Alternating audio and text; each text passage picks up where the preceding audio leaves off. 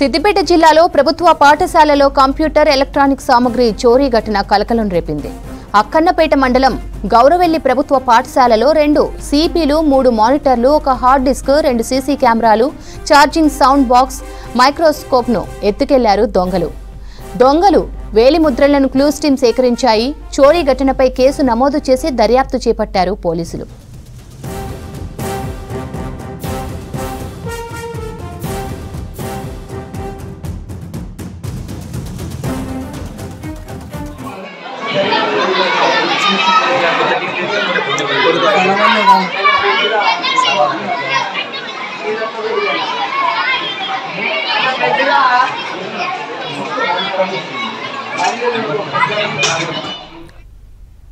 సిద్దిపేట జిల్లాలో ప్రభుత్వ పాఠశాలలో కంప్యూటర్ ఎలక్ట్రానిక్ సామగ్రి చోరీ ఘటన కలకలం రేపింది. అక్కన్నపేట మండలం గౌరవెల్లి ప్రభుత్వ పాఠశాలలో 2 సిపిలు, 3 మానిటర్లు, ఒక హార్డ్ డిస్క్, 2 సీసీ కెమెరాలు, ఛార్జింగ్ సౌండ్ బాక్స్, మైక్రోస్కోప్ను ఎత్తుకెళ్లారు దొంగల వేలిముద్రలను క్లూస్ టీం సేకరించాయి. చోరీ ఘటనపై కేసు నమోదు చేసి దర్యాప్తు చేపట్టారు పోలీసులు.